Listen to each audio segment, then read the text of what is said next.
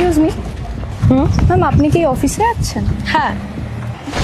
আসলে আমার একটা কাজের খুব দরকার ছিল। তা তুমি ভেতরে কথা বলোনি? হ্যাঁ, আমি ভেতরে গেছিলাম, একবার না অনেকবারই গেছিলাম, কিন্তু আমার কোয়ালিফিকেশন না দেখেই, আমার পোশাক দেখেই আমাকে তাড়িয়ে দেওয়া হয়েছে। তোমার সাথে এই ব্যবহার করা হয়েছে? ঠিক আছে, তুমি আমার সাথে এসো। রাহুল। ও good morning ma'am. Yes, good morning. তুমি ওকে চেনো?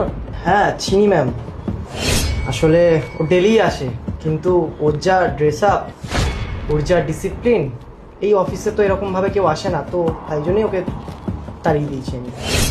আচ্ছা, তার মানে তুমি ওকে তাড়িয়ে দিয়েছিলে? Yes ma'am. এটা কেন করছো? আসলে ম্যাম আমি 10 বছর ধরে এই অফিসে কাজ করছি, আমি নিশ্চয়ই কিছু ভেবেই করেছি। আর ও যেই সব ড্রেস পোশাক পরে এসছে, এগুলো তো আমাদের অফিসে চলে না, এতে আপনারই রেপুটেশনটা খারাপ হবে। Shut up. কোম্পানিটা আমার, আমি কাউকে এতটা রাইট দিইনি যে সে ডিসাইড করবে যে কে কাজ করবে আর কে করবে না। আর তুমি এখন বিহেভিয়ার জানো না, কার সাথে কি বিহেভিয়ার করতে হয় সেটা জানো না। তুমি কোয়ালিফিকেশন না দেখে শুধুমাত্র ড্রেস আপ আর ওর লুকস দেখে তুমি ওকে তাড়িয়ে দিয়েছো। এত বড় সাহস তোমাকে কে দিয়েছে? শোনো, একটা ক্লিয়ারলি কথা বলছি, যেদিনকে ডিসিপ্লিন বিহেভিয়ার এই সমস্ত কিছু শিখে আসতে পারবে সেদিনকে আমার অফিসে আসবে, তার আগে না। কালকে থেকে তোমার অফিসে আসতে হবে। Get out. ম্যাম একটা বাইরের মেয়ের জন্য আপনি আমাকে বের করে দিচ্ছেন এই অফিস থেকে? আমি এত মন দিয়ে কাজ করি, আমি একদিনও ছুটি করি না, আপনি দেখুন আমি সব কাজ পারফেক্টলি করি। কি আশ্চর্য না, তুমি 10 বছরেও ডিসিপ্লিন বা বিহেভিয়ার কোনোটাই শিখতে পারোনি। অনন্যা, কোয়ালিফিকেশন।